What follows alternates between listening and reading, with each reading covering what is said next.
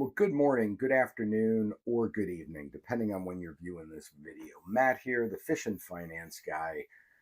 Um, want to put out, I guess, a little bit of an apology that haven't had an opportunity to get some content pushed out onto this particular channel here between the holidays and family in town. Some other things that have presented themselves here within the context of my life. I've been a little quiet on this channel here recently, so in a broad sense, just apologies for that. But as we sit here, coming upon the end of January of 2026, the thought that I the thought that I wanted to share with you today is, this is the time of year where many people will make a New Year's resolution or two or three. Um, many times people don't stick with whatever it is that they decided they were going to do with the start of the new year.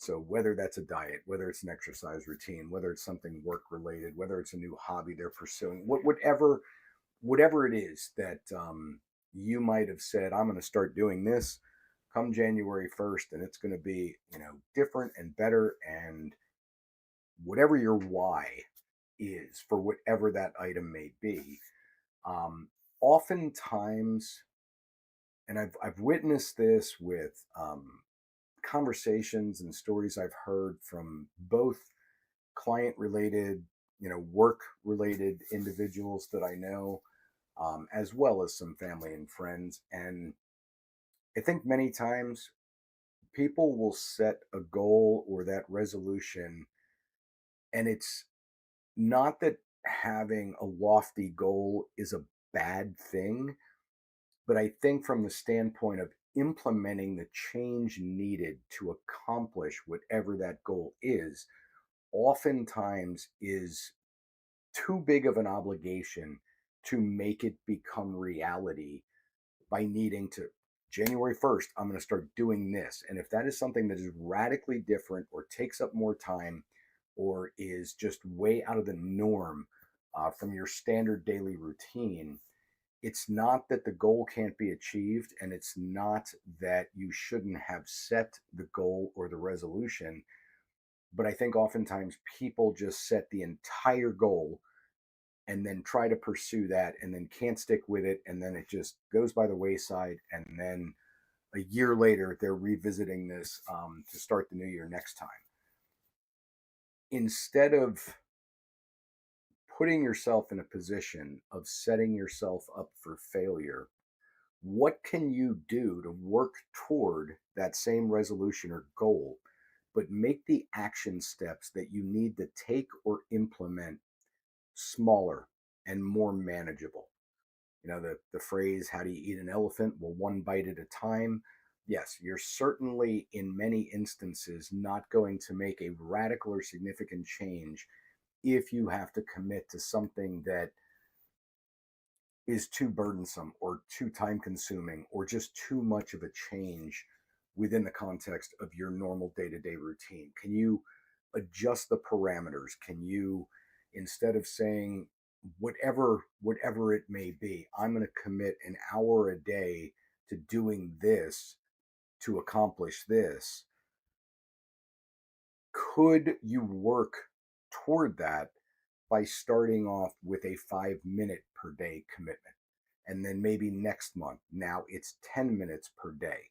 And then the next month, it's a half an hour a day. And maybe you don't even need a full hour a day for whatever it may be. And again, whether this is exercise or taking the time to invest in yourself through reading or self study courses or training programs or a coaching platform, whatever it could be that you're pursuing or endeavoring into, if you are sticking with what you put in place for yourself almost a month ago at this moment in time, congratulations.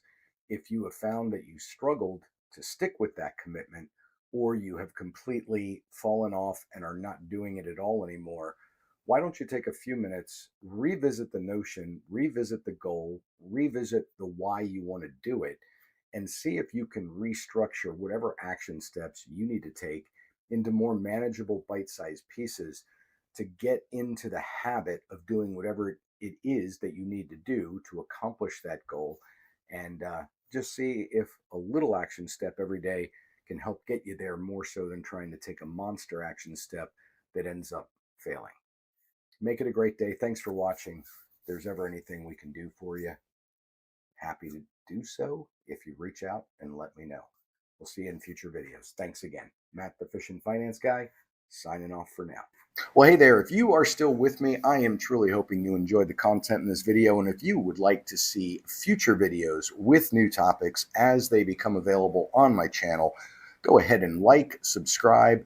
And if you have any younger family members or friends within your family network or circle of friends that are in that 18 to 26-year-old age range, please share this video with them and invite them to check out my online video-based and self-paced Financial Literacy 101 course.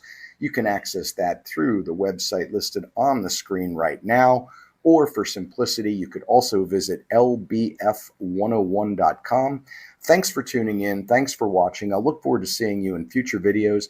And if there are any topics or content ideas that you would like to see me address in future videos, go ahead and comment down below, and I'd be more than happy to see if I could address your questions or ideas for the benefit of everyone.